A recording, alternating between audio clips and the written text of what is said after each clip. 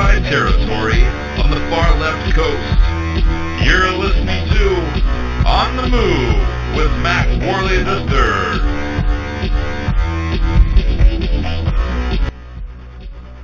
Hello, ladies and gentlemen, boys and girls, patriots and preppers.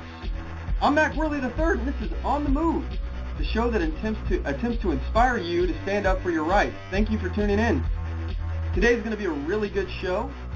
Today is December 29th, 2013, and we're doing something a little bit different on this show today. Today is Listener Appreciation Day. We at On the Move are all about inspiration and getting people involved. As I've said before, this is not my show. This is your show. This is your grassroots activism movement. It's the On the Move movement. It can't function without you. However, it is bigger than one man. It's bigger than me. It's bigger than you. It's about getting people involved, getting everyone together. So I want to thank each and every one of you out there for your patriotism and for taking the time to get involved. What better way to give thanks to our listeners than to bring them into the conversation? In honor of Listener Appreciation Day, we're going to be joined by a regular on the show, Cowboy Josh. He'll be co-hosting the first hour of the show with me. We're going to be covering many topics today that have been in the news lately, and we'll be talking about the Phil Robertson and A&E controversy, the drama behind that, a little update on that. I know we covered that in great detail last week. We're going to be covering the struggle of power between America, China, and Russia. We're going to be talking about gun control and much, much more. We're also going to be taking listener calls and reading emails today. If you'd like to join the conversation today, please give us a call at 619-924-0986. Again, that's 619-924-0986. Or you can email the show at onthemoveshow@gmail.com. Don't forget to check us out at onthemoveshow.com, here at blogtalkradio.com/onthemoveshow, facebook.com/onthemoveshow, youtube.com/onthemoveshow, twitter.com/onthemoveshow. You can also check us out at our stores at onthemoveshow.com by clicking the shop link on the homepage. We have hundreds of products for sale on there, ranging from freeze-dried food to gear to merchandise to all sorts of other stuff on there, like bumper stickers and things like that. Your purchases will help make On the Move bigger and better. We really appreciate your support. Thank you very much. All right, so the first segment of the show today is called Today in History. According to Wikipedia, 123 years ago, on December 29th, 1890, the massacre of Wounded Knee took place. One of the versions of the events claims that it was in the process of the Lakota Indians being disarmed. A deaf tribesman named Black Coyote was reluctant to give up his rifle, claiming that he paid a lot of money for it.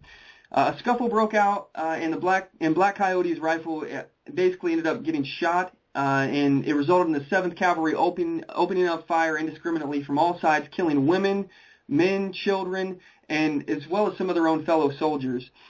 Those few Lakota warriors who still had weapons began shooting back at the attacking soldiers, who quickly suppressed the Lakota fire. The surviving Lakota fled, but the U.S. cavalrymen pursued and killed many who were unarmed. By the time it was over, at least 150 men, women, and children of the Lakota had been killed, and 51 wounded, 4 men, 47 women, and children, some of whom died later. Some estimates place the number of dead at approximately 300. 25 soldiers also died, and 39 were wounded. 6 of the wounded were later found dead. But here's the thing as well: they were shooting at their own men too, in a crossfire, because they had totally surrounded the encampment. At least 20 soldiers were actually awarded the Medal of Honor for this. And this is one of the biggest shames in our nation's history, in my opinion, is that people were involved in this kind of massacre of killing unarmed, innocent women, men, and children. All these people were not, fighting back, and they were just indiscriminately killing people. And 20 soldiers were awarded the Medal of Honor for this. In 2001, the National Congress of American Indians passed 2 resolutions condemning the awards and called on the U.S. government to rescind those Medals of Honor, which the U.S. government has not done. The site of this massacre has been designated a National Historic Landmark. If you're interested in learning more about the Wounded Knee Massacre, Glenn Beck has written a book called Miracles and Massacres, and he discusses horrible event in detail. He reveals the untold stories of Wounded Knee. if you're interested in getting a copy, we have them available in our book section in our gear store at OnTheMoveShow.com. Just click the shop link on the homepage, and it should be the third store down, the gear store. So anyway, moving on. Now we're going to go to one of my favorite segments of the show. It's called the Weekly Defender. And now it's time for the Weekly Defender. You have the right to defend your life, the right to defend your family, and the right to defend your freedom.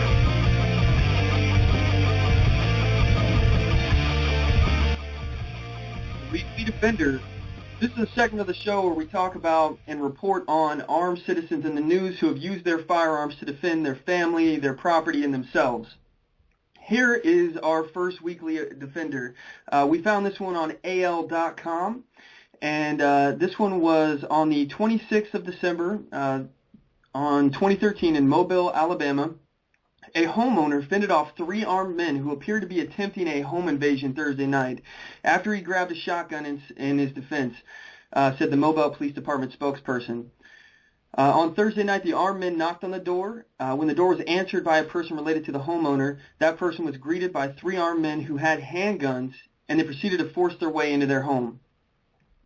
A resident, one of the residents, I'm assuming this is probably the person who answered the door, was able to run upstairs and alert his dad. The homeowner grabbed his shotgun, ran downstairs, and racked it. The suspects fled before he could aim at them. Police were called to the scene around 8:20 p.m. Nothing was stolen and no injuries were reported in the attack. This is just another one of those examples of where a law-abiding citizen used his weapon and it became a deterrent to crime. There's a lot of talk from the anti-gunners talking about how, if you have a weapon, you're more inclined to use it or to hurt somebody in the process. But this happens time and time again, and as I previously reported, 2 million times every year Americans use their weapons in self-defense. This is one of those instances where it was used in self-defense, and actually no lives were lost, no one was hurt. It's pretty amazing at how well of a deterrent firearms in the hand of law-abiding citizens is against crime. Anyway, our next Weekly Defender we found on the Blaze.com. It's back in May of 2013. Three suspected burglars broke into a Texas man's home. They beat him, and then they forced him into a closet upstairs in his house. Luckily for the homeowner, his assailants made a huge mistake. They put him in the same closet where he keeps his guns. Houston Police Department Sergeant Jerry Brandon told an ABC affiliate the homeowner thought the 3 men had left his home after a few minutes, and he headed downstairs, firearm in hand. This is where he confronted one of the burglars and exchanged fire, wounding the intruder. The 2 men escaped, according to authorities, and while their compatriot was hospitalized. Guess what? The homeowner had a gun, neighbor Craig Gaddis told KTRK. He did exactly what he was supposed to do with the gun. That's what they're made for, to protect his home. The Houston Chronicle reported Gaddis saying a similar robbery occurred a couple weeks ago in the same area and that the neighbors believe that they are connected. Charges are expected to be brought against the wounded intruder, but not the homeowner, according to the report. I love hearing about law-abiding citizens using their firearms to protect themselves. We hear it on the move. We know that you have a right to defend your life, you have a right to defend your family, and you have a right to defend your freedom. We at On the Move support your rights, and if you have a story about how you lawfully defended yourself, or you would like to comment on one of the stories that we've talked about, give us a call. The phone number is 619-924-0986, or if you're shy and you don't want to talk on the radio, you can email the show at onthemoveshow@gmail.com, and we will read your email live on the air. If you don't want us to say your name, make sure you put it in the title, and we won't read anything, any of your information out there. So anyway, so we're going to go ahead and move on to the next segment of the show. Again, we call this segment the Mack Attack.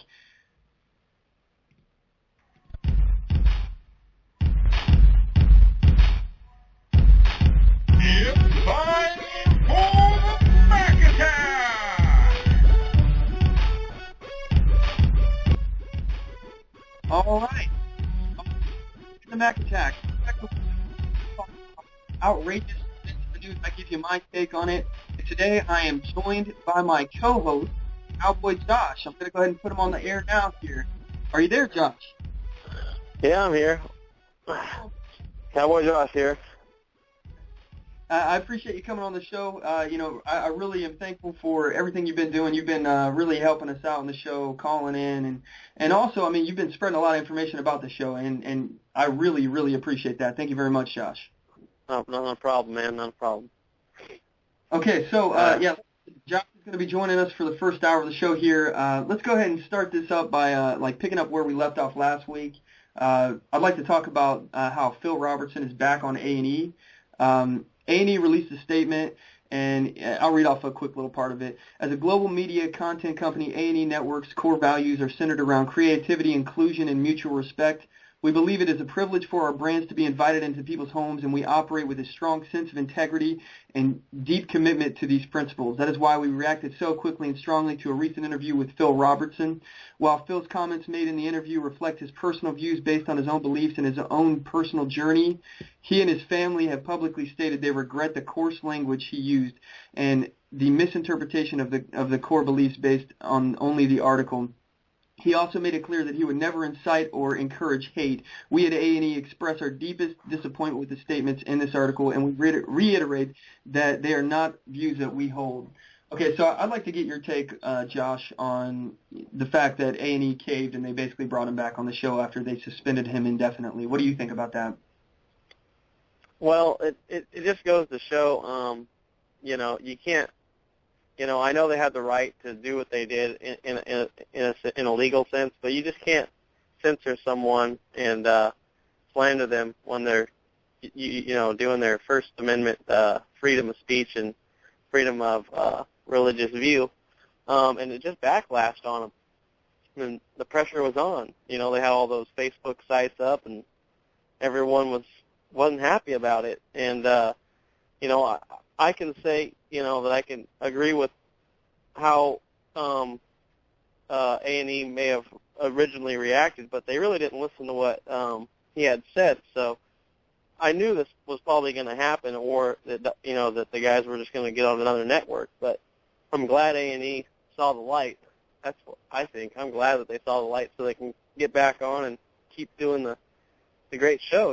Number one show in cable history. So I think that it's just correct. I end up reading, I think they're number 2. I think they're only behind The Walking Dead on AMC. Yeah. But, regardless, so, I hope that Phil and Duck Dynasty, as a franchise, they end up moving to another network. I think A&E basically just showed their true colors. And, if I was an A&E watcher, which I'm not, I don't even have cable. I don't watch Duck Dynasty. But if I was them, I would be looking to go to another network. From what I understand, the Blaze, Glenn Beck's channel, they wanted to pick them up. What do you think about that? What was that? About what how was the question? They should move to another network instead of staying with A&E, because A&E kind of showed their true colors as far as they're willing to totally alienate their loyal viewers in order to please a vocal minority. Right. Yeah, I think that would have been a better option. It just they could avoid any further thing. Not that there's going to be a further thing. I think that A&E was put in their place. It was a huge. My thing about the whole ordeal was it's a huge win for freedom of speech, because it showed a lot larger group of Americans that freedom of speech is under attack that wouldn't have known before. Who may not be into the news or anything like that, but this is just, it blew up. And that was, the whole ordeal was really a win for free speech. It's kind of, in a way. I'm not even sure if this is... Go ahead. I'm sorry. But I think they could have went to the Blaze and maybe be doing better, like Glenn had offered, or another network. I think that might have been a smarter choice in the long run. But either way, it's a win for freedom of speech, and that's what I care about. So. Yeah, well, I'm not even sure if this is a freedom of speech issue. I have people saying that, some people have been saying that, free speech does not mean that you're free from repercussions, But, I agree with that, that we must be responsible for what we say and how we say it. However, I don't think it changes the fact that he was simply just quoting the Bible and he was stating his sexual preference, and it's illegal to terminate an employee based upon their religious beliefs and sexual orientation. Free speech or not, I think it's a little bit ridiculous that the gay community can't see that these are the very same protections that they fought to get themselves. And I think it's a double standard and remarkably short-sighted of them to call for Phil's termination. I actually saw a meme on Facebook where it's okay to cover your ears if you don't like what someone's saying, but you can't cover the mouth. You know what I mean? That's the difference there. You can plug your ears, but you can't cover their mouth. It's a total double statement or double standard. I totally agree. They're shutting this guy down, and they're still on him about it. I just saw an article 10 minutes ago saying that they want an open him to come out and have an open apology for what he said. So there's people still pushing, and people say it isn't a free speech thing. Well, it is. He quoted the Bible and then there in other things and gave his own opinion. And there's other things he said that other people are coming after him about. And it's just plain and simple. People need to start respecting other people's freedom of speech. Whether he said it on the side of the street, whether he said it in the GQ magazine, whether he says it on Duck Dynasty, they just need to respect his views, and everyone needs to get along. That's the way I see it. That's actually one of the things that he was pushing there was, people just, loving one another and loving their fellow man, and that kind of aspect of the conversation actually got cut out in the GQ magazine interview. They didn't even really bring that up. The fact that he was, that was right before he was talking about that, the quote, he was talking about how we should love one another and the world would be a lot better place if we just did that. But, I honestly, if I was Phil, I would be ready to get off of A&E. And in fact, from what I understand in the past, they've had issues with A&E. They've gotten to the point where they were already talking about moving to other networks. So I'd be surprised if as soon as their contract's up, these guys don't move to another network. And I hope they go to the Blaze. That'd be awesome. I think they'd fit in really well. You're probably right on with that. That's probably what they're doing, just trying to finish out the contracts and legalities or something, But that's probably exactly what it is. I couldn't see them. No, just seeing them. I don't know him, but just seeing the guys, doing their speeches at the churches and things. They ain't gonna mess around with anything like that. They're not gonna get pushed around. So they're pretty. Do you think that we should be boycotting A&E still, or just boycotting everything but Duck Dynasty? What's your take on that? Still boycotting A&E. Yeah. A wrong is a wrong from the beginning. You can't, they just caved. They got them back on because of the pressure, but they should know better. At the beginning of how that all happened, how it all went down, and the way that they just carried it out, I think that, it still should be boycotted, in my opinion. So. Yeah, that's what I think. Honestly, I don't think that Duck Dynasty should be punished for it. So I think that if you watch Duck Dynasty, go ahead and keep tuning into it or whatever. But honestly, I would be done with A&E. I mean, what else does it have anyway? They got Intervention, the show where you watch people get talked to that are having drug problems or substance abuse problems, and then that you have Hoarders, where we basically made a reality show out of people with mental disorders. That kind of stuff is sad anyway. Let's just go ahead and not participate in A&E with the exception of Duck Dynasty. Exactly. I hear you on that. I agree. It's kind of funny. I don't even think that Duck Dynasty even really fits in with that. It's a show about good family morals and family values where they sit down every day. Every episode they're praying at the dinner table.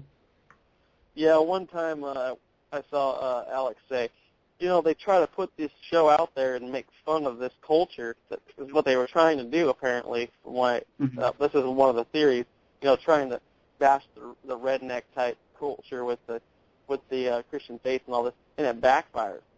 And so, and that's what it is. It's got so many views for a reason. A lot of people will relate to that. People want to go, be out duck hunting. They want to learn the self-sustainability. They want the funny characteristics. They like camouflage. This is just reality. And and I think he might be right that they might have put it on A&E because you're talking about a bunch of these other shows that are polar opposite to try to almost like demonize that type of culture, which is it's a plain Jane American culture, you know. So Yeah. I don't know if that's a theory, but all I know is it's a great show. I've watched it a few times. Lots of people like it, so I don't like to watch it all the time on TV, but it's a great show. Yeah, you know, it's American as apple pie. You know, sitting down with your family. You know, I don't know if you grew up in a like a religious household or not, but you know, I remember going to my grandmother's for basically every Sunday after church and stuff, and going there and we all would pray, and it was just like a big a big thing that we all did, and we all really enjoyed it. I'm not very religious myself now, but I mean, I grew up on that. And I think that's like a staple of American society. Is a lot of people, grew up, hunting and spending dinners with their family, maybe praying with their family or not.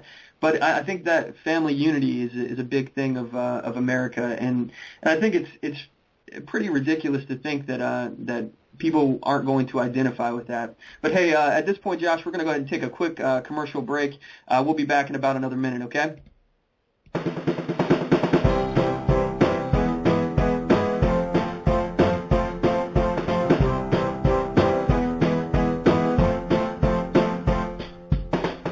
Support On The Move. Help us make this podcast bigger and better. You can do this by going to our store and purchasing one of our hundreds of products. All designs are original and made for patriots like you. Just go to cafepress.com/onthemoveshow. We appreciate your support. Need design services? Logo design for $90, business cards, brochures, bumper stickers, signs, flyers, promotional products such as mugs, pins, bags, keychains, magnets, and so much more. Contact LaTasha Worley for a quote on your next project at Tasha, Tosha, at lworleyphotography.com today, or visit me on the web at lworleyphotography.com. And on Facebook at facebook.com/lworleyphotography, and on Twitter at twitter.com/Tasha Worley. Show your support for a designer who believes in the Constitution and your rights. And we're back. All right, if you're just now joining us, I'm here with Cowboy Josh. It is Listener Appreciation Day, and he is co-hosting with me here today. We were just talking about the controversy of Duck Dynasty, where Phil Robertson got removed from the show, suspended indefinitely, and then basically A&E caved. So, are you there, Josh? Yeah, I'm here. Okay.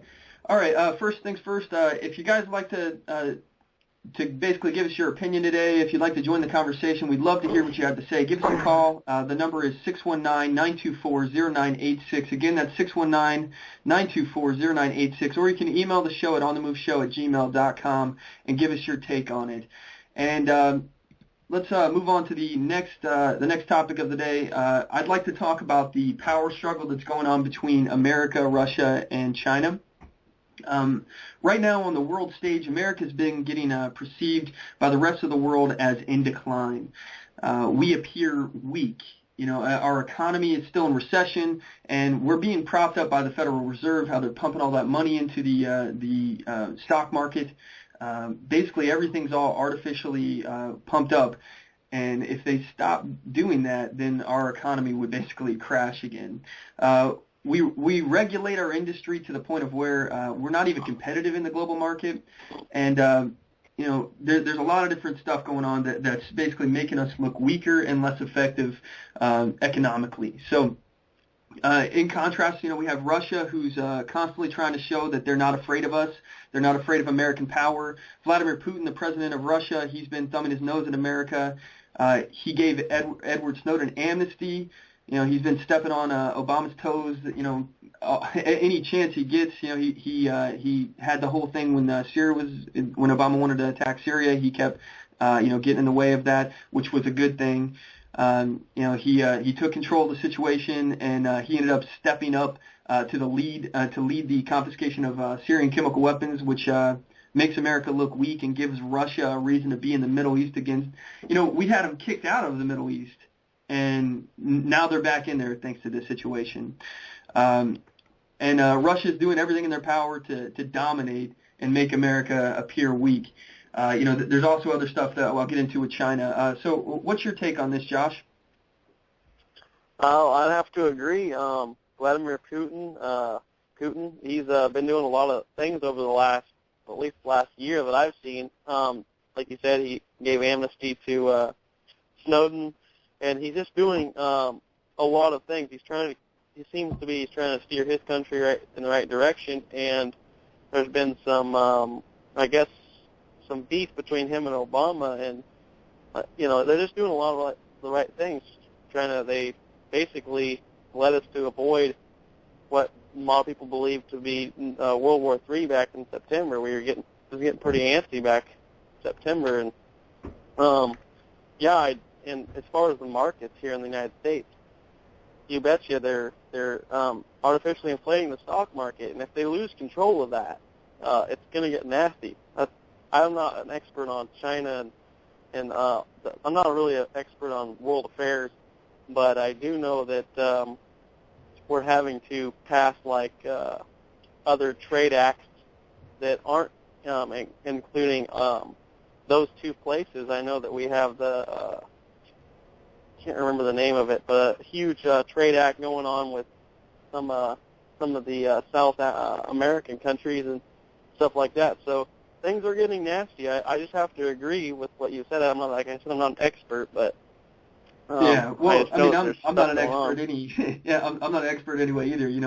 But one thing I've noticed as I've been doing the show and getting more and more involved, at first I just kind of didn't know as much about a lot of this stuff, but the fact of being more involved in getting my nose in all this stuff, I'm starting to realize that everything is in some way or another connected. The Syrian issue, it's not just about Syria. And in some cases, it's not even about Syria. It's about Russia and America. It's about our weakened economy. It's about how we're spread thin, with all the military engagements that we've been involved in, and how our military is being weakened by Obama. How he's purposefully doing things to weaken us, and make us appear weaker. And, when you look at certain things too, I mean, one of his father's philosophies was that, America as a superpower needed to be weakened. We needed to be equalized with everyone else. And I find it kind of comical that, Obama, there was one point where actually Vladimir Putin was talking about how America is not exceptional, and he didn't believe in American exceptionalism, and he said that we're no different than everyone else. And I kind of found it funny that Obama came to our defense on American exceptionalism, because he doesn't believe in that. He doesn't want that, and he's been proving that with all of his actions. Yeah.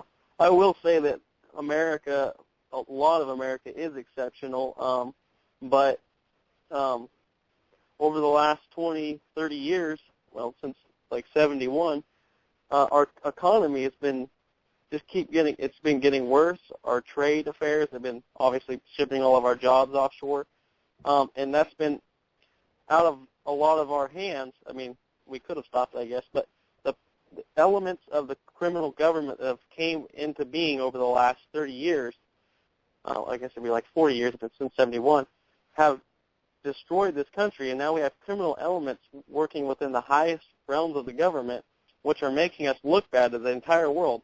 And China and Russia, they're doing things saying, "Hey, we're stopping America from doing this. We're doing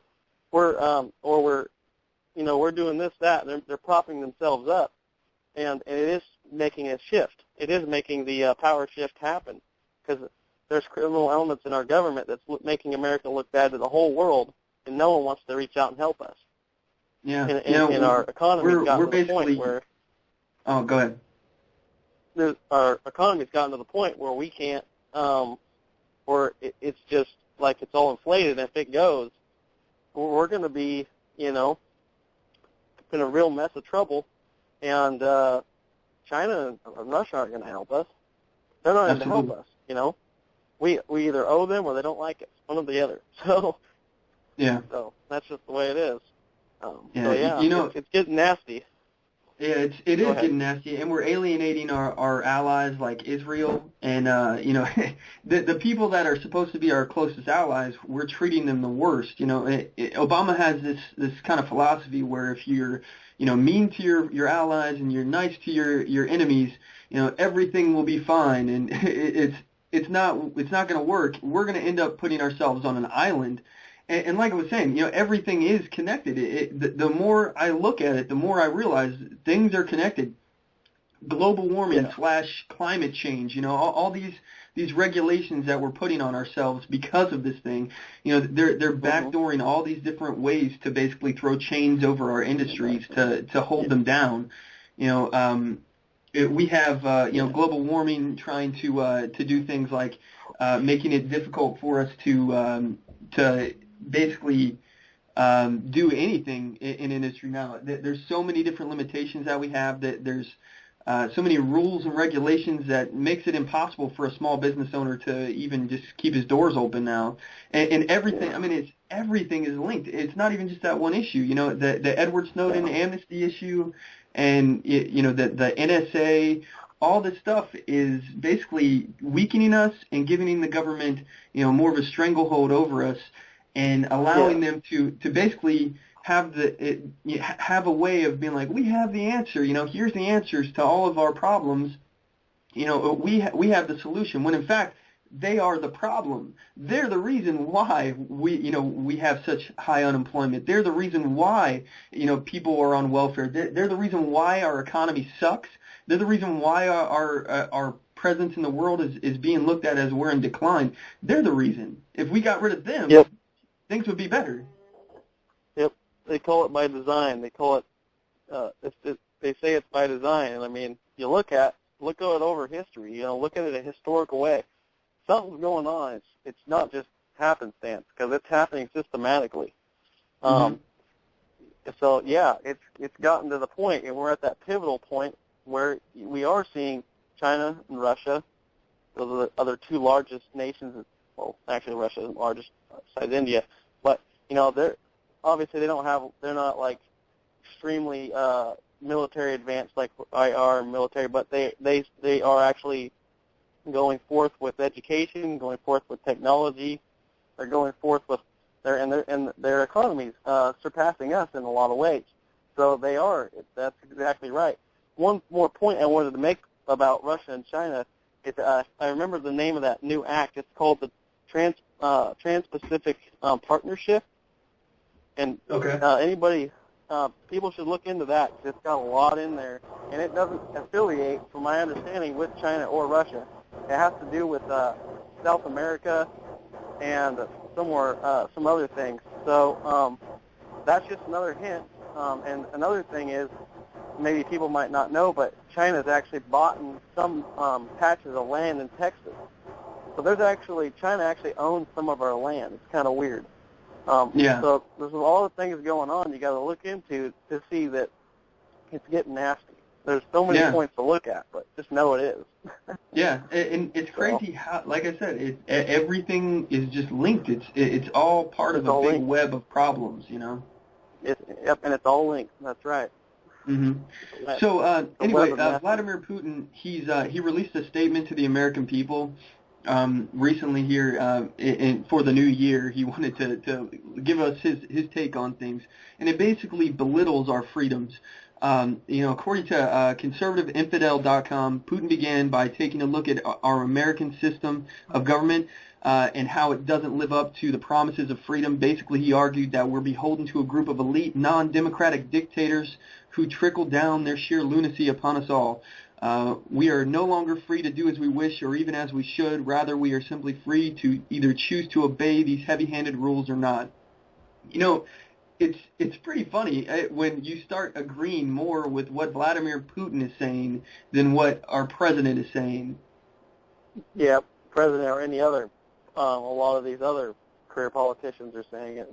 I can agree with a lot more than Vladimir usually saying than almost any of the career politicians and political figures we have in our government, in our system. So, it's weird. crazy. I mean, you know, I'm not on Vladimir Putin's side whatsoever. I'm not a communist. Yeah. I never will be one, you know. No, I'm not either. And regardless, you know, I just think it's really weird, the propaganda campaign. And it's funny because Russia is really in the middle of doing like a big propaganda campaign to undermine America. You know, they're doing anything that they possibly can. Like, for example, I don't know if you know, but Adam Kokesh, and I'm not bashing Adam Kokesh. I like listening to his stuff. He's got good points of view, and I got nothing against Adam Kokesh, but he even admits. Yeah, well, he admits to taking Russian rubles, you know, from Russia basically, because of the Russian government, because you know, they thought that he was a good cause to fund, because he's, you know, advocating the overthrow of American government. That's something that they want.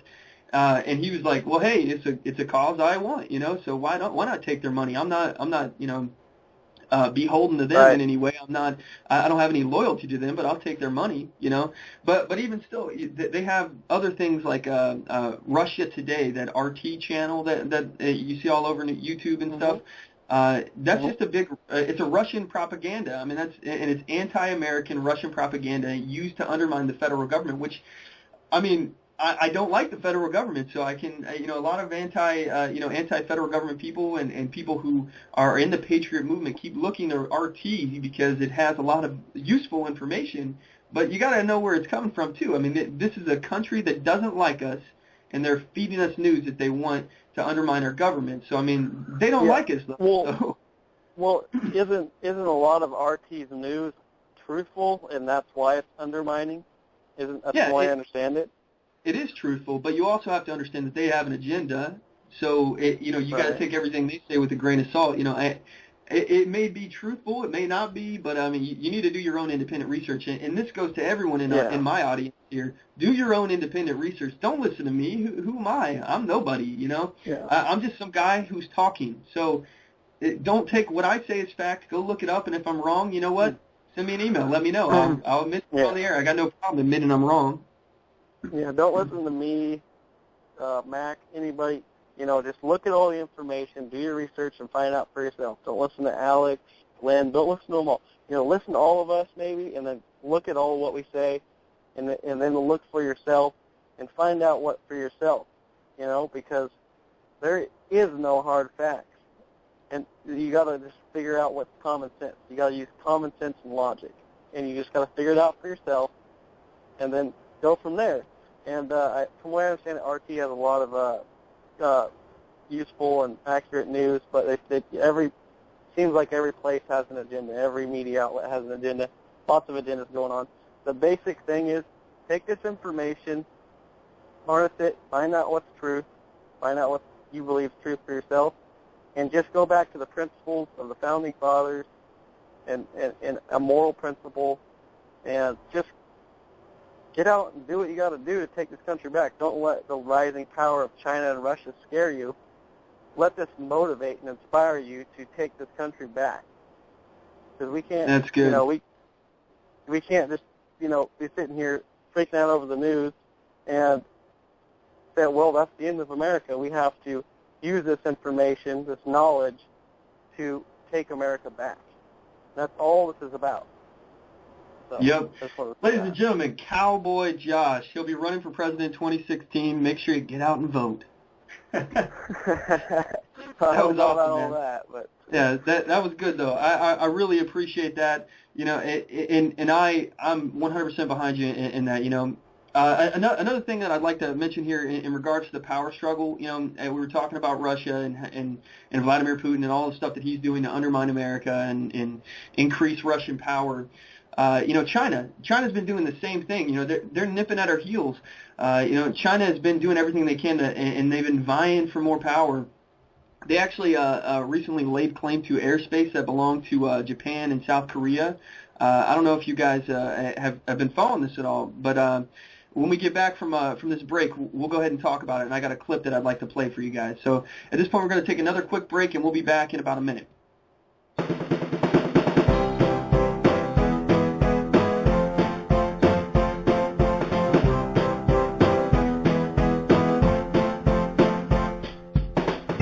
Support On The Move. Help us make this podcast bigger and better. You can do this by going to our store and purchasing one of our hundreds of products. All designs are original and made for patriots like you. Just go to cafepress.com/onthemoveshow. We appreciate your support. Need design services? Logo design for $90, business cards, brochures, bumper stickers, signs, flyers, promotional products such as mugs, pins, bags, keychains, magnets, and so much more.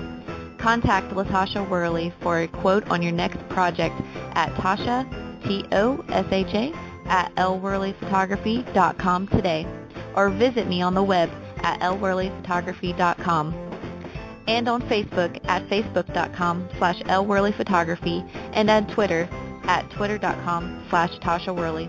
Show your support for a designer who believes in the Constitution and your rights.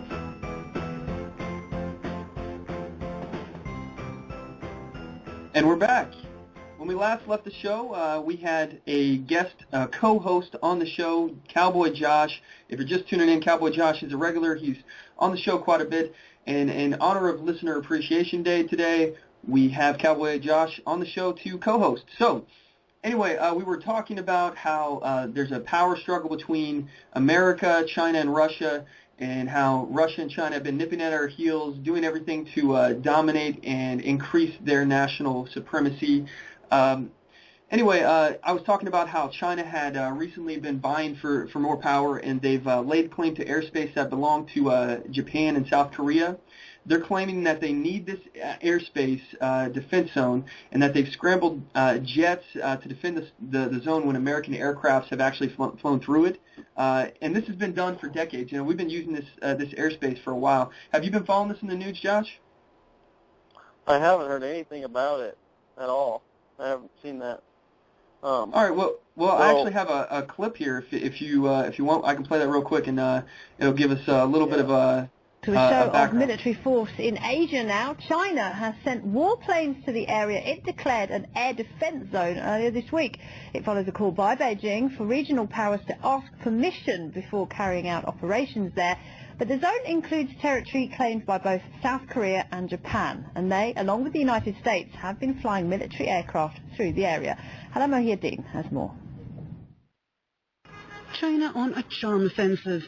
A spokesman for the Defence Ministry set about clarifying the new controversial air defence identification zone, attempting to reassure neighbours, saying they only want the right to identify aircraft entering the zone. The establishment of an air defence identification zone does not mean we're expanding the existing territorial airspace. It merely ensures more effective protection of our country's airspace. However, despite the softer tone, they're not prepared to U-turn on the issue. They continued demands for aircraft to comply with the new policy. We hope that relevant countries' airlines can proactively cooperate, so there is more order and safety for flights. China's neighbours are not appeased, and Japan has maintained that they will continue routine flights through the zone. We have absolutely no intention of changing our plans just because of China. The Japanese government has asked airlines to disregard China's air defense zone rules, and both ANA and Japan Airlines have confirmed they will stop filing flight plans demanded by China on all routes through the zone.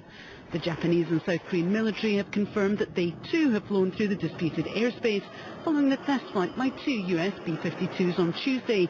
China, however, remains unmoved. On Thursday, they rejected South Korea's demand for the repeal of the zone and have maintained its legitimacy. The zone's establishment fuels fears of further aggressive moves to assert China's territorial claims, especially in the hotly disputed South China Sea. Okay, so that's what China's doing. That's the basically actions that they're taking to expand. You know, that area didn't belong to them, and they just claimed it as their own, and now they're defending it. And this is the kind of stuff that, you know, they're nipping at the heels of America and you know, even, you know, South Korea and Japan. These are our allies. You know, we conduct military operations in that area that they've claimed, and we have for a long time. And now suddenly they're claiming it to be their own. You know, China was actually they actually have said that the Chinese officials have actually released a statement saying that the balance of power has shifted in China's direction, and that America needs to recognize this fact. Okay, this is a very critical time in history. So after hearing about this, Josh, what do you think about this? Well, the first thing that popped up in my mind is I watched a film quite a while back called Strategic Relocation by Joel Skousen. And he had talked about how China and Russia will be nitpicking at us, and they're the ones we have to worry about, and it seems like China's nitpicking at us to this airspace deal. It sounds like a military nitpick. Yeah, so it could get serious. Yeah, I heard in the past, and I'm not sure, all the details of it, but there was also some dispute that China, they really don't like Japan. In World War II, Japan took these islands from them, and it's been Japan's islands ever since. And recently China kind of got a bug up their butt about these islands, and they were like, yeah, hey, we're gonna take these islands back, and they started doing some stuff to Japan, or they started basically threatening that they're going to take these from Japan, and it started this big controversy, and a lot of people were worried that there was going to be World War III because Japan is a strategic ally with us, and if China attacks, we're required and obligated to defend them. So, it's pretty crazy. There's a lot of froggy stuff going on. They're getting froggy. China is, and so is Russia. Russia, I think, is more of a defensive stance than anything. They every day almost I hear about them, moving nukes, or I hear about something about militarization over there, and I don't hear as much out of China, but obviously they're feeling pretty confident they want to do something. They're trying to get these islands back and nitpicking at the shared airspace there over there near Japan. So I don't know. They sound like they're trying to. They're buying land over here, so they're getting some confidence built up, which is not a good thing. Not a good thing at all. So. I mean, I don't have any problem with them expanding and becoming more powerful, or to being more economically free or individually free as a society. I don't have any issue with that. Their success is great. I'm not trying to downplay their success as a nation. I hope all nations do well, but the problem is they're actively encroaching on our territories and other territories of our allies, and they're threatening our allies. And I understand that those islands at one point belonged to Japan or to China, but you know what? That was a long time ago, and it's kind of old news now to be trying to start fighting right now. The one thing that China can't afford, being that they have such a large population, is instability, and I think that may be one of our saving graces as to why they're a little reluctant to call up our debt and to basically start a big fight with us here, is because first of all they carry our loan, and as Alton White, who's in our chat room right now, and he's going to be on the show a little later, he was saying that China does love the U.S. They carry a loan to us, and they are buying their way in. All they have to do is call up the loan if they really had a problem with us, basically. So. I disagree with that in some ways. I don't think that necessarily means they like us. I think that just means that if they called up our loan and we defaulted on the loan because we couldn't pay it, then that would create a lot of instability. And the fact that they have 1.3 billion people in their country, they need stability. So they have to go about this the right way in order to really challenge us as a nation. Yeah. All I know is, they got a lot. I mean, I'll go back to the point where you said I like countries to grow economically and technologically and all this, as long as they're doing it in the right ways. But if all this nitpicking is going to cause tension, things can escalate pretty quickly. Like we saw back in September, we saw lots of tension with the whole. Obama was trying to say he wanted to send cruise missiles over to Syria or something. I just don't like things like that because no one wants that. But if they're going to use the right pathways to grow economically or socially and trade and all that, then that's fine. But, we're not seeing that with this particular incident, so that's all I know. Yeah. Well, like I said, I think America is really at a critical time in history. We are seeing the decline of America. And it's not because the people aren't able to do it. It's not because we don't have the resources to pull ourselves out of the recession. It's because we're being bound by the government and weighted down from the restraints and restrictions that they are putting upon us. And, you know, honestly, it's not impossible for us to not be a superpower anymore. You know, I think if anyone honestly believes that it's not possible for us to be a former superpower, you know, then I think they're sadly really blinded by apathy. I compare what's happened. Go ahead. I'm sorry. Oh, go ahead. What I wanted to point out is has anybody looked at the financial separation right now? Almost all the money's in this top. I don't know how much percentage, but the money is all in a certain percentage, and then, you know, it's split so unevenly. And what's happening is all of our money is being I can't remember what they call it, but they're just giving it to these other countries, and I can't remember what it's called, but it's under Agenda 21, and they're just, you know what I'm talking about? What's that word for it? Where they're just giving lots of money every year to everyone Subsidies? all over the world. Yeah, you know, and all this. So and everything's just being spent so foolishly, and the lower class, we basically have two classes. We have the lower class, and we have the rich now. We don't really have a middle class or even much anymore. So all this money is just being siphoned off to different countries, and they're doing quantitative easing. It's all, you know, it's all this huge scam, and it's all that way for a reason. If they weren't doing all this criminal behavior and doing all this thing the way they are to try to break our country down into a second or third world type country, we could get back to a superpower in 3 months, no problem. Yeah, I mean, we look at what's going on in Midland, Texas, and the Bakken oil fields up in North Dakota. Those people, it is exploding up there. That it is so prosperous in those areas because they're actually doing something that is economically benefiting, and they're not being stopped by the government, at least not yet. But right now, people are starting in the oil fields out there and starting in this business, and their first year they're making six figures in your first year. Yeah, I mean, no experience needed. You just jump right in, and you're earning six figures. And there's so many people up there that are working in the oil fields that now the service industries up there are desperately needing more and more people. You know, it's pretty crazy. Out in Midland, Texas, I've been over there. I was reading that in Midland, Texas, there's people at Subway that are making $15 an hour because they need people to work. So they're trying to draw people into Midland, Texas. These places are booming.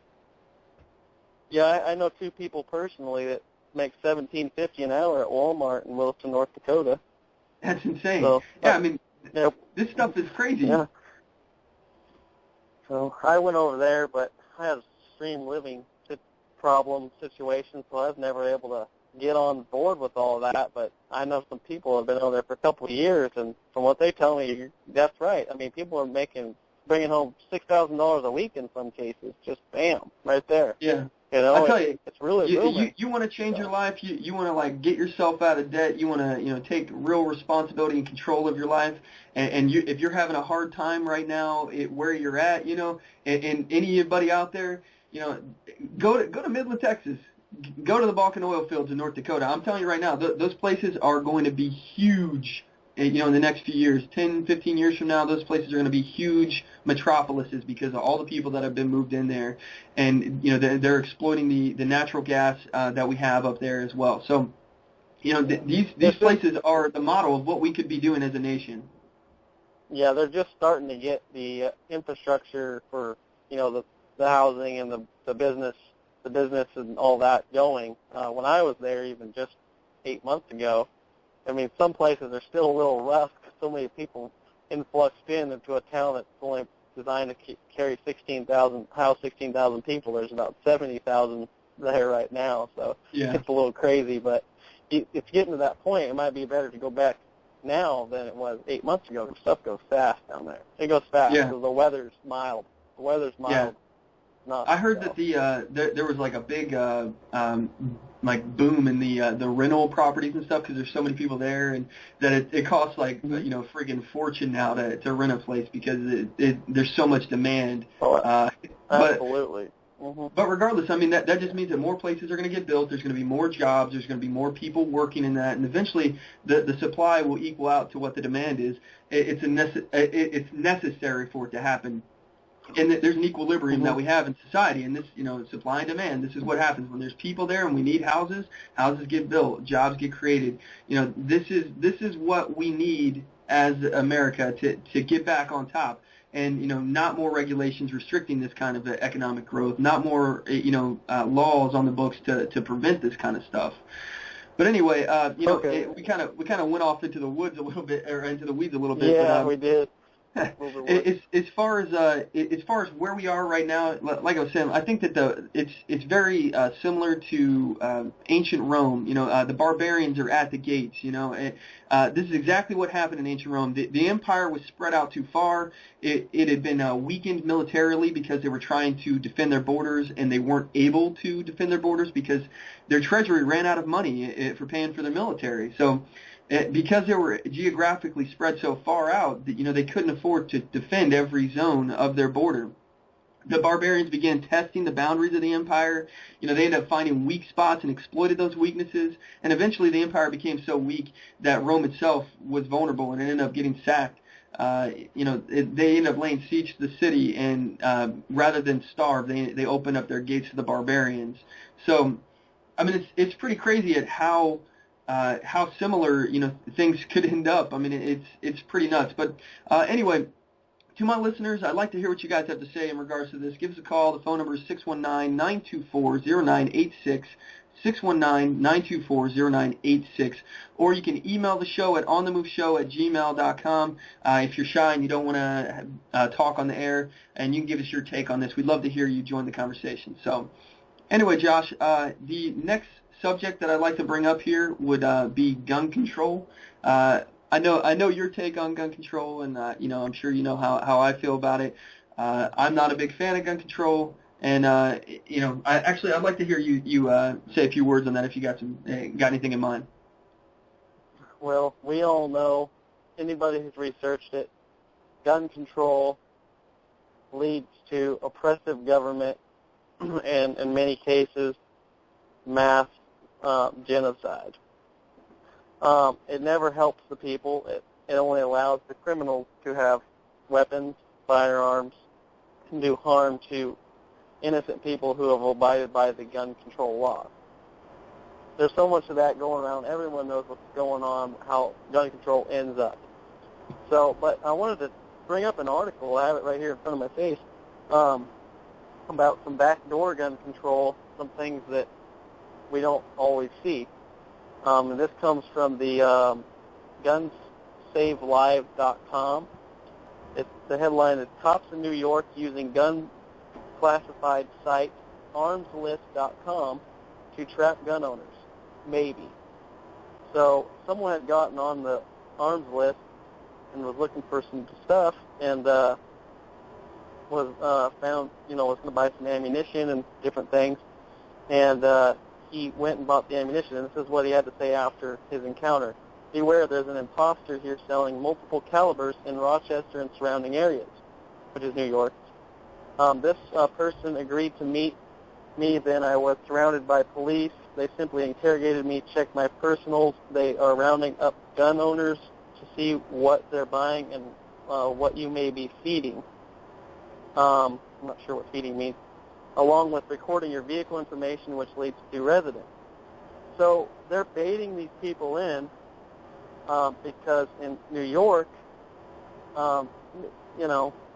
it's just a roundabout way to get people, find out what they might be buying and what they're into, to try to see what guns they have that may or may not be illegal in New York. This could be legal items, and they're just making a registry so that they can later on, have Bloomberg ban these certain things that relate to these firearms or calibers, and then they know these people have them. I'm not sure, but it's definitely alarming. So, at least it's definitely backdoor. Yeah. So, you know, I read that article. You sent me the link there, and I was actually the way I got out of it, or basically what I got out of it, is that they were using that that information that they got to basically create a some form of registry in addition to the one that they already have. Because in New York, you're required to register your firearms. It's one of the most oppressive gun laws states in the country, but anyway, what they were doing is they're looking at it as like, okay, you're buying 9mm ammunition on this website, but you only have a .45 caliber registered to you. So, you know, they're using this as a way of investigating you. And there's some question, and they were speculating in the article how they could possibly use that to search your home. Is that enough to issue a search warrant to search your home if you have purchased 9mm ammo and you only have a .45 caliber? You know, it's kind of suspicious on their part. Yeah, absolutely. You'd be kind of silly to go and buy 9mm if you only registered at .45. Not necessarily. Honestly, I've been in that situation where I've bought ammo that I don't have. If I'm shooting a friend's gun or something, you know, I remember one time my grandfather, he let me shoot one of his guns, and I bought ammo that I didn't own to shoot his gun. You know, and that is that suspicious? Well, I mean, what is it the government's job to regulate what I buy? It's not suspicious in Washington, but and we know in New York you have to register everything. So whoever is doing that, although it's not right for the police to do this, I wouldn't if I chose to live in New York, which I wouldn't. Whoever's living in New York who wants to own guns should try to maybe move out of New York. But if you own guns in New York, you know, you register them. You follow the New York law, which is totally unconstitutional in my opinion. And then you go to buy 9mm. The police shouldn't be looking and baiting people on this site, you know, because it sounds like that might have been the only 9mm on the site. They're baiting it. I don't know. But, you know, either way it's wrong. But if you live in New York, don't go on these sites and try to buy something for something that you don't own, because, you know, just beware. That's all it really says. Beware. Absolutely. So, you know. All right. Well, we'll have more on the gun control topic here when we get back. We're going to go ahead and cut to a quick commercial break, and we'll be back in about a minute.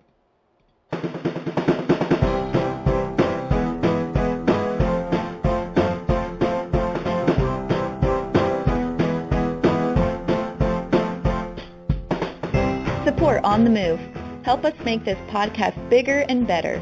You can do this by going to our store and purchasing one of our hundreds of products. All designs are original and made for patriots like you. Just go to cafepress.com/onthemoveshow. We appreciate your support. Need design services? Logo design for $90, business cards, brochures, bumper stickers, signs, flyers, promotional products such as mugs, pins, bags, keychains, magnets, and so much more. Contact LaTasha Worley for a quote on your next project at Tasha, Tosha, at lworleyphotography.com today, or visit me on the web at lworleyphotography.com, and on Facebook at facebook.com/lworleyphotography, and on Twitter at twitter.com/Tasha Worley. Show your support for a designer who believes in the Constitution and your rights. And we're back. When we last left the show, we were talking about gun control. We were talking about all sorts of other issues. If you want to join in on the conversation, the phone number is 619-924-0986, 619-924-0986, or you can email the show at onthemoveshow@gmail.com. If you're shy and you don't want to talk on the radio or whatever, feel free to email the show, and I'll read your emails off live on the air. Also, just so you know, if you don't want to have your information on the air, your name or anything, just put in the email and I won't read it. So anyway, I have a listener of the show, a friend of mine, Cowboy Josh. He's been co-hosting the show with me, and we're talking about gun control right now. So when we last left off, we were talking about how New York has been using resources to basically try to catch gun owners who don't have certain guns registered. So they've been baiting them by bringing them out in under the guise of saying that they're going to sell them something, and then they are using this as a way to find out what weapons that they have, and they're questioning them and interrogating them. So anyway, one of the things, and by the way, Josh, are you still there? Yep. Okay. All right. So the next topic here on the same issue here is basically moving on forward into the gun control debate here. It's a fact that more guns equal less crimes, but progressives like Michael Bloomberg, they don't let the facts get in the way of their mission to disarm the American people. I don't understand why people still listen to these elites like Michael Bloomberg. He's one of the richest men in the world. He literally can't relate to the average American. Not only that, but he's a hypocrite. Bloomberg wants to disarm law-abiding citizens, but at the same time, he's surrounded by armed bodyguards. He does this kind of stuff all the time. What he thinks should apply to us, he doesn't think should apply to him. He's known for banning what goes into our body, and if he determines it's bad for our health, but he's known to drown his food in salt. The progressives continue to usurp power under the guise of safety, security, and public health. They don't care about you or me. They care about power. It's plain and simple. All they do is care about power, and they want to use these emotional-sounding causes like public safety, security, as an excuse to basically take away our rights. What do you think about that, Josh? It's absolutely ridiculous. There's no other explanation for it. These people that do that, they're working for they have a different belief system. It's clearly people like Bloomberg who negate the Constitution and just use their political power and money to belittle the rights of Americans and whoever. They obviously have no respect for the U.S. Constitution, the Bill of Rights, and their fellow Americans. I cannot call these people Americans. Because when you go and take the, it doesn't matter, limiting, like I love how they have that soda thing, you could only have, 12 ounces of soda or whatever, but, you could buy 4 of the 12-ounce sodas. It didn't make any sense, but it was really funny. You're limiting individual freedom, individual choice, free will, which I kind of follow along the lines of libertarianism, as I feel that people should be able to do whatever they choose, as long as it doesn't harm or hinder others. And they don't abide by that policy. They're all about control, and they use our tax dollars and our time, because our time earns tax dollars when we go to work. They're wasting our time, and they're trampling on us, and I really don't like it.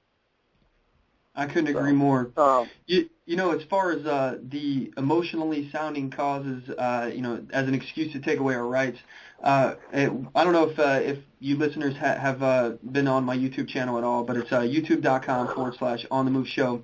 I recently put a video on there of how easy it is for people to rally behind causes that sound emotional. I did a video, I think it's titled End Voting in America, something like that.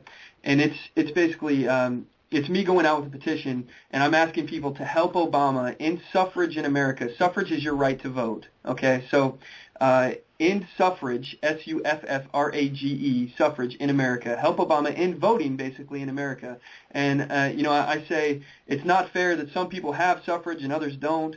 And, we need to make it fair. We need to make everyone have the same thing. It's not fair that some people have to have it, so we'll take it away from them and make it fair. And it's really, I use key words like discrimination, sexism, and racism and stuff like that. And people were signing this, and they didn't know what suffrage was. And it wasn't there. I wasn't doing that to make people look stupid. I wasn't trying to basically make fun of people for not knowing the words. I was proving a point that it's really easy when you want to use an emotional-sounding cause to take away rights from people.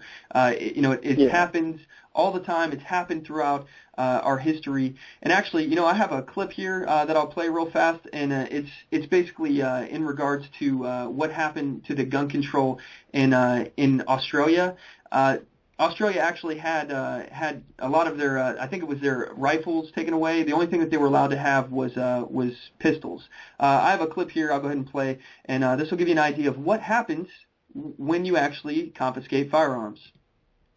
A gun buyback that forced law-abiding citizens to surrender their firearms in a nationwide roundup and meltdown of all semi-automatic firearms and pump-action rifles and shotguns. 640,000 ordinary conventional firearms confiscated and destroyed. It was an absolute joke and a tragedy. I actually turned in 3 firearms, and it broke my heart. I mean, it was 40 years of collecting, and I can't say it any other way than that. I felt sick. I had to hand them in, because if I didn't, I was going to jail. There's no ifs or buts about that. By taking that gun away from me, they've stolen something from me. A right stolen by their government, promising safety in return for its gun bans. But now citizens know the frightening truth. The cost of lost liberty can be measured in the loss of life. It's become very, very obvious, even to Blind Freddy, that the expenditure of $500 million has done absolutely nothing to reduce crime. It certainly didn't do what the government touted it would do, which was to reduce crime. It hasn't done that at all. In fact, there's been more. This has been a lot of bull and hasn't really done much to help society and with its problems. Cold, hard facts the anti-gun forces can no longer escape. Armed robberies have skyrocketed, up 69%. Assaults involving guns rose 28%. Gun murders increased 19%. And a new phenomenon, home invasions jumped 21%. An increase politicians insist they can't explain because they're still trying to legally define what a home invasion is and what the penalty should be. Part of the difficulty is that there is no clear definition of home invasion in the law. Never cease to be amazed at the ingenuity of lawyers. If the politicians want a pay rise, boom, that's done in 20 minutes. But to define home invasion, what a joke. I have no trouble at all in defining what a home invasion is. I think if someone sets their foot inside your door uninvited, they are invading your home and your privacy. And victims who have survived home invasions don't need a definition. They've lived through hours of terror. Arthur Field was tied up, his hands and feet taped, his phone lines cut, while 2 robbers ransacked his house. And they jumped on me and knelt on my chest and grabbed me around the throat because I immediately started calling out, "Help." I don't know how many men, they start smashing the windows. There was a lot of glass shattering, a lot of noise outside, and I stood in the kitchen, I was trembling. The Zawadzkis remember thugs running through their home, demanding money, and threatening to kill them. Mr. Zawadzki says if he had a firearm, the suspects never would have gotten away. Do you will stand, waiting till you get killed? Or you will defend yourself? Tell me true, you will defend yourself. Scars that never heal. Citizens left powerless. But it's criminals who have been empowered and emboldened by the new gun laws because the innocent can't fight back. What's happening today is that the offender, the bad guys, are happy to break into somebody's house. They're not frightened to break into somebody's house while they're at home. Citizens denied the right to protect themselves by a justice system that won't. Well, my opinion of the legal system here is it's absolutely weak. Weak as water. I mean, they've just got no backbone. That the sentencing for various crimes is just pathetic. And police who can't. They're undermanned, and morale has never been lower. It's very bad at the moment. It's never been worse. Since 1993, we've had a real decrease in over 230 sworn police officers in this state. These policemen have joined the job, police women have joined the job to go out and do it, and they can't even attend at breaks or assaults because there's no vehicle to even get them there. I mean, that's just absolutely ridiculous. Gun laws that have backfired. And Australians who have been forced to hide behind bars and deadbolts. Some are even installing extensive security systems because the firearms they still own that haven't been banned have to be locked up unloaded, and unavailable. I mean, get real. If I have someone break in here, I've got to go get the bolt, get the rifle, find the ammunition somewhere else, put it all together, and then defend myself. If this other person's got a firearm, it's going to threaten my life. No way. It doesn't bloody add up. A political fraud, gun bans that haven't made a difference, and gun owners now struggling to stop a growing momentum against them. The people pushing the removal of guns from the Australian society are already saying that's only the first step. Publicly, that's only the first step. Now we want the handguns, we want every other firearm. They're warning to Americans, don't think it can't happen to you. It can, and it already is. Unless you, as a firearms owner, get off your butt now and start to oppose those that want to take them off of you right here and now, I would say that within 5 to 10 years, the restrictions on gun owners in America will be similar to what happens in Australia. Don't trust your politicians. Get in there, keep on their backs. Be a member of the NRA, be a member of your local gun club. Be part of the NRA and never, ever, ever give up your freedoms, because that's, in the end, that's all you've got. If you think you have rights, tomorrow the government can take them away from you. I think the Americans have to be very, very careful, because, you know, their rights will be quickly eroded as ours have, and we don't have a chance in hell of getting those rights back. So if you don't think that it can happen, it happened. It happened in Australia. It can happen here. You know, just because we are protected constitutionally against this kind of infringement doesn't mean that they won't try. And, you know, the more that we look, you know, New York is looking more and more like that. They're restricting and regulating. Now you've got laws that you can't have a firearm that is capable of accepting more than 5 rounds. You know, this isn't the kind of America that I remember. You know, this isn't an uninfringed right to bear arms. To me, it's insane.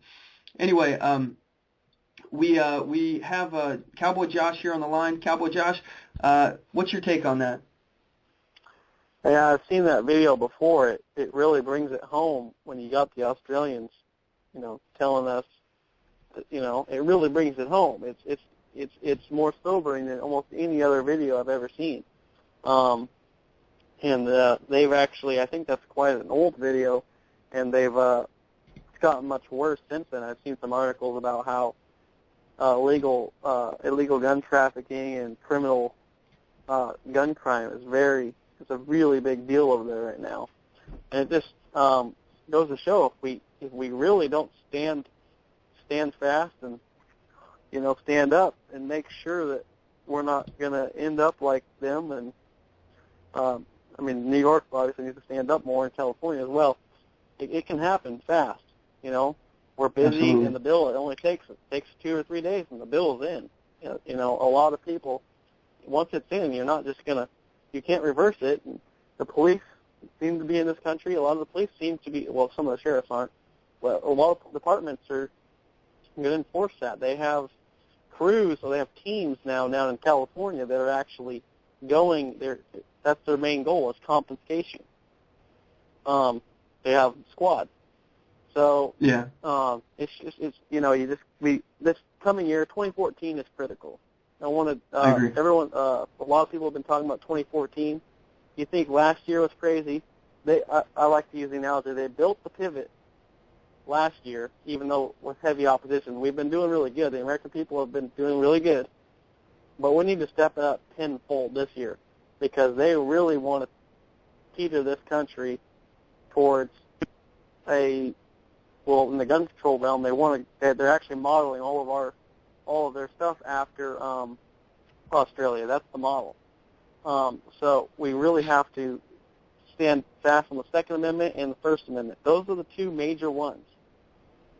Because once the first is gone, even everything else is gone. Communication is everything. Mm-hmm. Yeah, I totally agree. Another thing that I wanted to, a little factoid, is you know, Australia and the gun thing. You had a movie in the 90s come out called Crocodile Dundee. Everyone likes that movie. Yeah. And it was the real Crocodile Dundee. This doesn't show. They don't show us in the movie for a reason. The real Crocodile Dundee was a like a hardcore survivalist type, almost like a what do they call that? Just very woodsy and all that. I can't remember what I'm trying to think of the word, but he was always out in nature and everything. But he also owned guns, and when that whole thing went down in the '90s with the gun laws, he didn't turn in his guns, and he actually was killed in a firefight while they were trying to confiscate his guns. That's crazy. That's the real Crocodile Dundee story. Wow. I think that would have made it for a better movie. He was almost like a tribal. He was almost like tribal. He was very close to the environment and unurban, industrialized. And that just goes to show you that it's totally possible to be one with nature and to be a gun owner and for gun rights. You don't. We have this portrayal that just because you like firearms, that you're for pollution and you're against it. You're for global warming, which is not even real to begin with. But we're not going to get into that conversation today. But regardless, they paint us out to be horrible people who have no conscience, and they use these emotional causes over and over and over again. And, we don't have to wonder what would happen if they started confiscating guns here. All we have to do is look at what happened in Australia. Crime increased. Criminals were emboldened. The government wasn't appeased.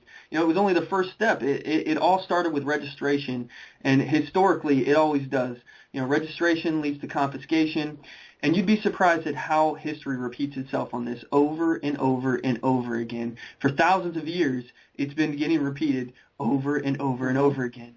It amazes me how willing people are still to give up their rights.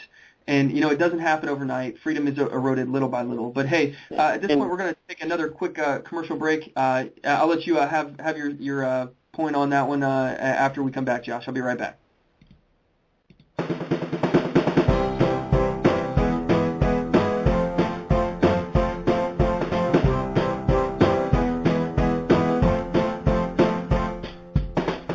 Support On the Move. Help us make this podcast bigger and better. You can do this by going to our store and purchasing one of our hundreds of products. All designs are original and made for patriots like you. Just go to cafepress.com/onthemoveshow. We appreciate your support. Need design services? Logo design for $90, business cards, brochures, bumper stickers, signs, flyers, promotional products such as mugs, pins, bags, keychains, magnets, and so much more. Contact LaTasha Worley for a quote on your next project at Tasha, Tosha, at lworleyphotography.com today, or visit me on the web at lworleyphotography.com, and on Facebook at facebook.com/lworleyphotography, and on Twitter at twitter.com/Tasha Worley. Show your support for a designer who believes in the Constitution and your rights. All right, we're back. When we last left off, we were talking about gun control and how we have been getting eroded. Our freedoms are being eroded more and more. We're losing more liberties.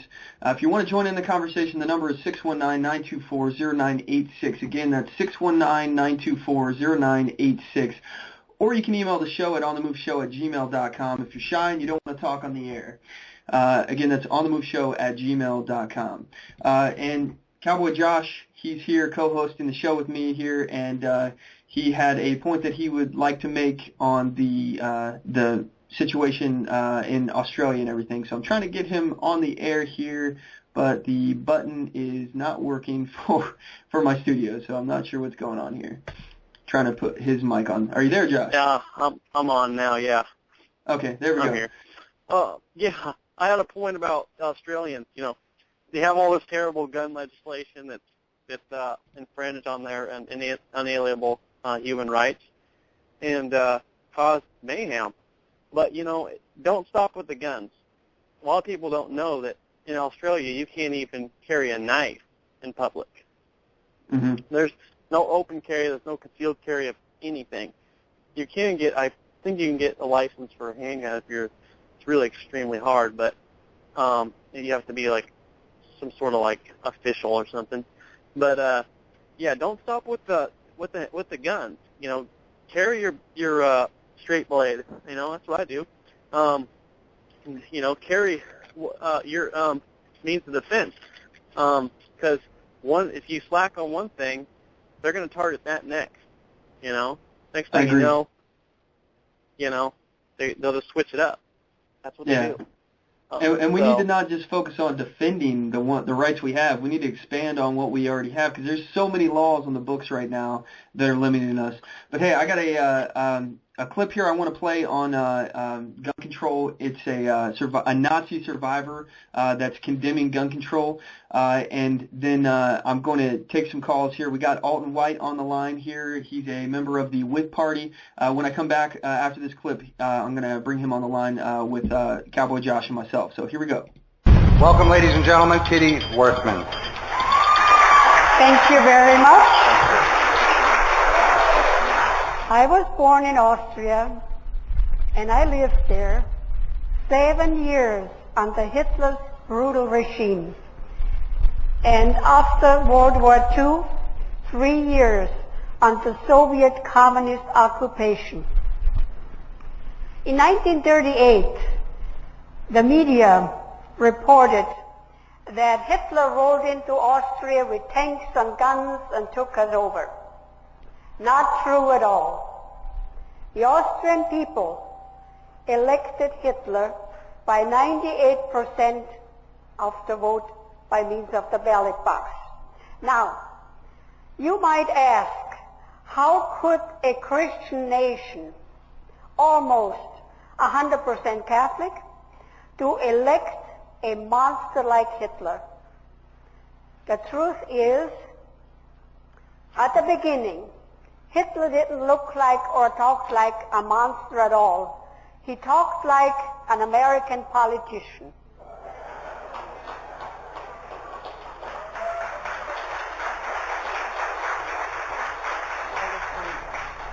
We also had gun registration. Oh, the Austrian people they all had guns. But the government said the guns are very dangerous. Children are playing with guns. Hunting accidents happen, and we really have to have total control, safety. And we had criminals again. And the only way that we can trace the criminal was by the serial number of the gun. So we dutifully went to the police station and we registered our guns. Not long after, they said, no, it didn't help. The only way that we don't have accidents and crimes, you bring the guns to the police station, and then we don't have any crimes anymore and any accidents. And if you don't do that, capital punishment. So that's what we did. So dictatorship didn't happen overnight. It took 5 years, gradually, little by little, to escalate up to a dictatorship. When the people fear the government, that's tyranny. But when the government fears the people, that's you. That's liberty. Keep your guns. Keep your guns and buy more guns.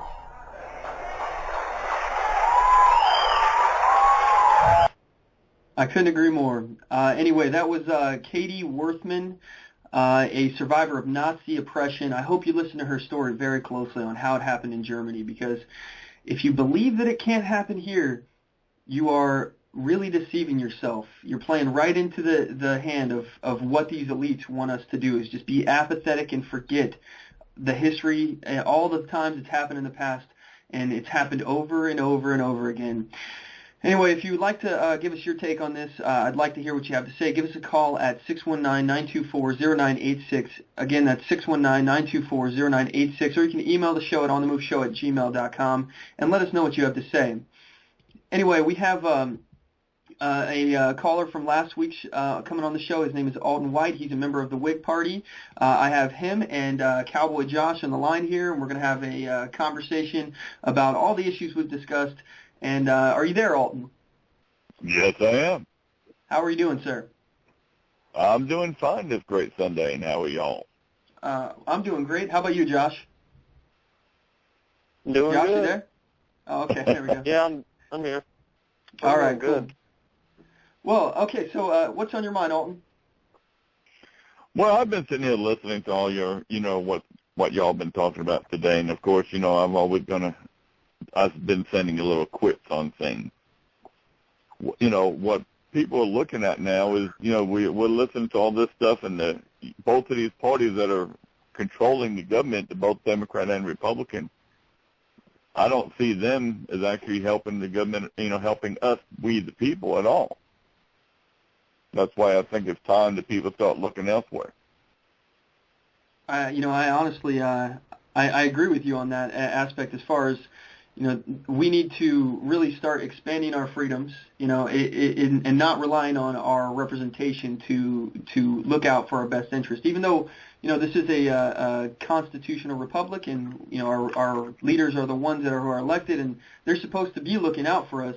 We can't count on them to just do it on their own. We have to continually harass them by holding their feet to the fire and make sure that they are actually, in fact, doing what's best for our nation. Well, you're right. The people that are supposed to be representing us are actually now more, their allegiance is to the party and the party line, not we the people. And I agree. That's part of the problem that we're having, that the allegiance is not where it should be. These career politicians that have been in there more than, 2 and 3 terms, they think, they make the rules, we follow the rules. But they don't realize they work for us. Absolutely. I feel like you're echoing me right now. I've said that like probably my last 4 podcasts here. They work for us. They are our public servants. They're not a public official. They're public servants. They are responsible to do our bidding. We're not on their clock. They're on ours. So anyway, I have a email here from a listener. He says, I always felt like the Founding Fathers left out a couple of things when it comes to the Constitution, especially the Second Amendment. They should have been more specific when it comes to the actual wording of the Second Amendment. To me, it should have been specific and let it be known that it wasn't put in the Constitution for hunting and not just for self-protection, but also the protection from tyranny. Tyranny really starts with the removal of guns. Whether after the guns are gone, it happens immediately or perhaps generations later, it will come eventually if the circumstances allow it, and no matter how good the intentions of laws are. I really could not agree with that more. And one thing that I find just really mind-numbingly ridiculous is that even if you think that, your party being in power is okay to put these tools in their hands, these tools of tyranny in their hands, and you don't think that they will abuse those powers, it's really blowing my mind that you can't even imagine that 4 years down the road when your party is out of office, that another person couldn't come in and use those against you in a way that you didn't intend. We see that with the National Defense Authorization Act. We're losing scary amount of control of a government, and we're giving our government way too much ability to basically just disappear people who disagrees with them. What's your take on that, Cowboy Josh? Yeah, we're letting them slide way too much. And the parties, like Alton said, are not helping because it was apparently a bipartisan approval of the NDA Act, last month? And some of them are saying, well, we only voted for certain parts of it, but I'm not even sure what's going on. I don't particularly follow Rand Paul. I've seen some of the stuff he's done well, but I don't even know what's going on with him. He supposedly, one thing says he did vote for it, and the other says he doesn't. But all I know is we're letting them get away with way too much. Absolutely. And this is the Christmas present that they've left us, and they keep doing these things to us every year. I don't understand why there isn't more attention on Congress, during Christmas season, because they're going to try to screw us over again. What do you think about it, Alton? Well, when the Founding Fathers wrote the Constitution back in 1780s, they didn't have any concept of how far this was going to go and grow. When they put up later on the Bill of Rights, which came in after the Constitution, it was not the rights that were given to us. It was rights that were being protected from the government. the more exacting you become in your wording, the more things that the people are going to find a way around. Mm-hmm. So a lot of times the general statement is going to have to be interpreted by the situation that comes up. That's why the Whig Party is actually saying a lot of these rights should not be, the federal government has no involvement, should not have any involvement in what we're doing. The cities and states, but like I said, it's up to, I say we the people. If the people in a state, whether it be New York, California, Georgia, Florida, and communities, if they want to enact some law, in Georgia there are some laws that some cities have put in where they make it mandatory to own a gun.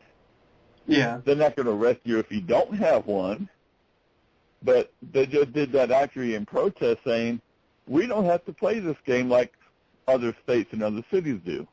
Yeah, and I've heard about this law in Georgia, and I get what you're saying, but it's just like any other law as far as when you put it on the books, whether or not you do it in protest or you do it, as a statement, a political statement or whatever, you're still giving people, they may not be arresting people for not having guns right now, but, they could. You're giving them the ability to do that. Whether or not it's good or bad for gun control, for the gun community or whatever, I disagree with that law in Georgia, and I understand why they did it, though. But one thing that we're talking about the Second Amendment, the way it's written. If you're talking about how it generally speaking, it's good to have a broad spectrum of things that you say. One of the things that they say in the Second Amendment is the right to keep and bear arms. The right of the people to keep and bear arms shall not be shall be uninfringed or shall not be infringed. So, with that, I mean that's a very specific statement. With that, how do you justify? And I know you and I don't see eye to eye on this, Alton. How do you justify any gun control whatsoever? Because it's pretty clear as day. The right to keep and bear arms shall be uninfringed. Any law whatsoever is then an infringement. Am I not right in that? Well, there again, see, here's what we're talking about: convicted felons. Do we want a convicted felon of violent crimes to carry guns anytime they want? Do we want people with mental health issues to have guns anytime they want? There are always conditions that we as reasonable and common sense thinking must make a determination, because it doesn't say that, okay, in the Constitution or the Bill of Rights, that, okay, except for people who have committed violent felonies or people that are mentally disturbed. So, that's what we're talking about, common sense thinking. Well, honestly, when the Founding Fathers wrote... Go ahead.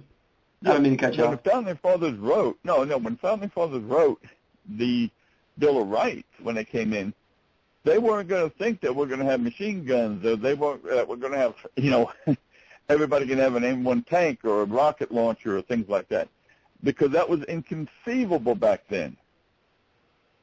So, things change and times grow, but remember, this is where I keep using the word common sense. Some people have a little bit different common sense than others, but some things have to be reasonable.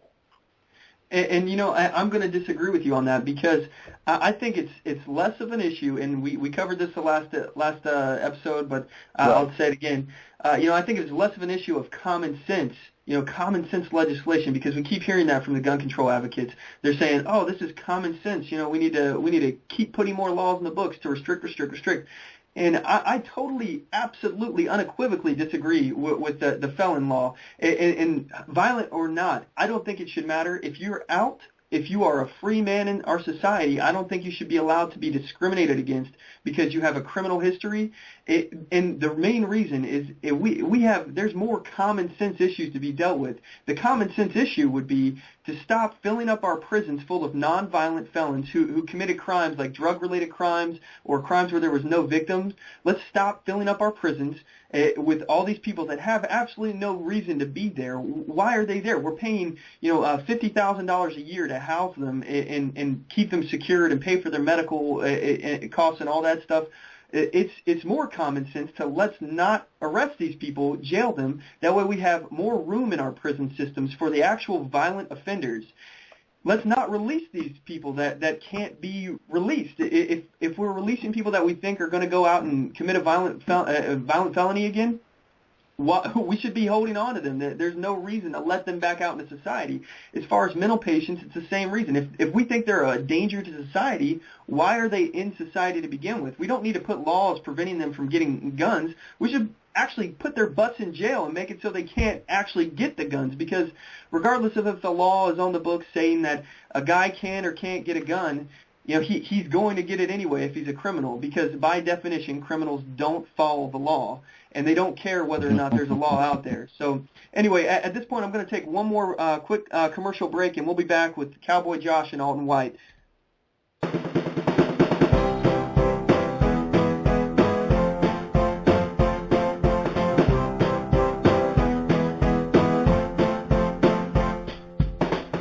Support On The Move. Help us make this podcast bigger and better. You can do this by going to our store and purchasing one of our hundreds of products. All designs are original and made for patriots like you. Just go to cafepress.com/onthemoveshow. We appreciate your support. Need design services? Logo design for $90, business cards, brochures, bumper stickers, signs, flyers, promotional products such as mugs, pins, bags, keychains, magnets, and so much more. Contact LaTasha Worley for a quote on your next project at Tasha, Tosha, at lworleyphotography.com today, or visit me on the web at lworleyphotography.com, and on Facebook at facebook.com/lworleyphotography, and on Twitter at twitter.com/Tasha Worley. Show your support for a designer who believes in the Constitution and your rights.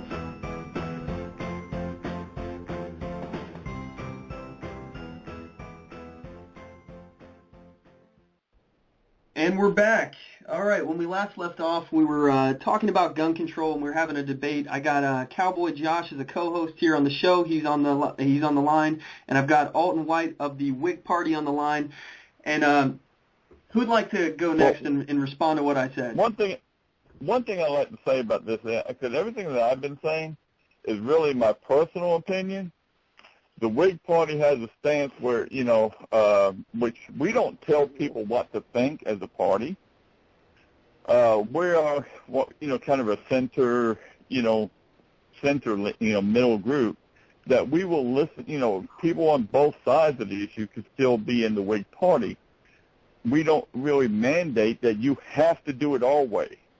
Now, I know Republicans and Democrats have more, you will do it our way or no way.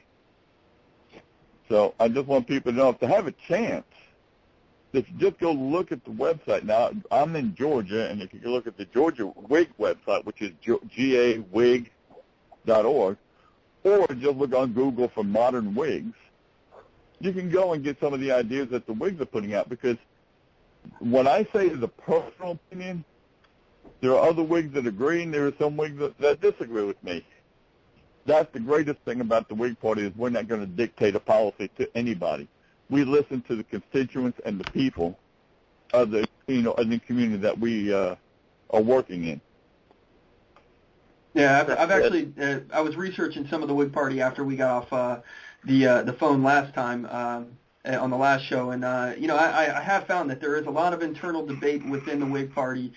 One thing that I'm actually curious about, as far as your take on that, like, does it feel kind of weird to be in a party that it's kind of in flux? They're still kind of learning what they stand for, and I don't know. It feels kind of I don't know. To me, it would be kind of weird to be in a party that I don't know that we all stand for this one thing. If we elect a Whig leader, in this thing, he could be totally vastly different, ideology-wise, than the next guy. One thing you got to look at as the core fundamental things is integrity and honesty in what we're talking about. And the fiscal responsibility. Now, you're talking about influx. There are different mindsets in Maine, maybe New Hampshire, California, than there is, say, in Georgia, Alabama, and Mississippi. So, I mean, every community and different, is going to be a little different. So, I mean, is it right for us to sit there and say, okay, you will believe in this, this, this, and this, and people in other areas going, hell no. So what we have to do is look at the community. We're not trying to sit there and say you have to do it our way. You do it the way of the people that you represent. Or we have what we call centrists. We have, if you look like through the group, you'll see people leaning on both sides, whether it be the pro-life or pro-choice or the gun control. We have many different aspects of some of it. Mm-hmm. I'm really an adamant person about immigration. Well, what's your stance on that? Hey, well, when I say adamant, it's because I've been burned by people using my identity. But I feel that if you're an illegal alien, the word illegal is the key word. You're not supposed to be here. Every other country in the world, practically, if you're there illegally, you're going to be in jail. Yeah. Here, we reward them. Yeah. So, I am not for that at all. If, because if you're an illegal, you can't have a driver's license. Not in Oregon. They're trying to pass a law in Oregon where you can, if you're an illegal immigrant, you can have a driver's license. So you can be legal to drive. And a few others now. But see, that's the problem I have. They're already violating a federal law, and if you look on there, under Title 8, Section whatever, I can quote it if you need to. Mm-hmm. They're violating the federal law by being here illegally. So they're already a criminal in some ways. Look how many people are fraudulently filing income taxes. They're doing the additional child credit. They don't have the same, requirements that we do. If you file additional child credit in the United States and you're an American citizen, you have to have a Social Security number on every child. Mm-hmm. Well, they don't. They have children that are, living in Mexico, whatever, and they can put up, 10 or 10 kids on one dang list, and they get $1,000 per kid. Yeah. Or they share kids within their, group. You know what I'm saying? Yeah. I don't mean saying, but I'm just talking about names and stuff like that. Where, look, in Atlanta, they sent 24,000 returns. Mm-hmm. This is actual return money to one address. Yeah. And it wasn't an apartment building. Yeah, I've heard of a bunch of different kinds of situations like that. And this is all to illegals. And they don't go back and recover that money. Yeah. Now, if you or I or any other legal American tried to pull that, I'd have the IRS taking my house, taking my car, taking my bank account, taking anything that I owned. But for them, they're going to be rewarded. Yeah. Yeah, well, so, it's a total adamant about that. Double standard. Not only with the way that the illegal immigrants are being treated, and they're trying to change the terminology now. They're trying to call them dreamers. People who have a dream to one day become an American citizen.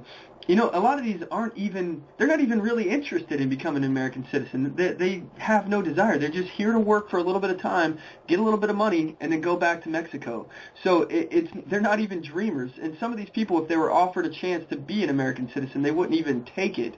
They're basically just, sucking us dry here. And we have amnesty being talked about of how, we should all the illegal immigrants should just be in one broad stroke become legal American citizens, and I wholeheartedly disagree with that, because there's people that have been standing in line trying to do this the right way that are just going to get bypassed and punished for trying to do things the right way, when if they would have came in illegally, they'd be all fine. But there's also another double standard. You were talking about how they're violating federal laws. Well, Obama, he's been violating federal laws too.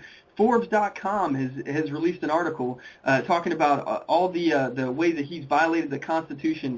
They got his top 10 constitutional violations of 2013, and we delayed Obamacare's out-of-pocket gaps. We delayed Obamacare's employee mandate. We delayed Obamacare's insurance requirements.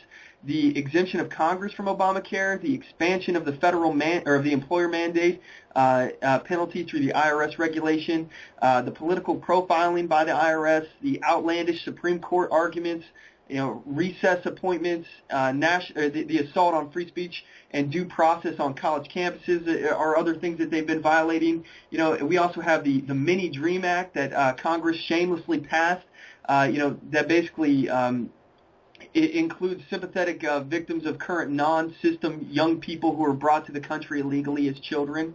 If there's some of these people are like 30 years old, and we're trying to say that they're children that have that should be looked at, that they didn't have a choice to come here. Well, maybe they didn't, but now they're grown.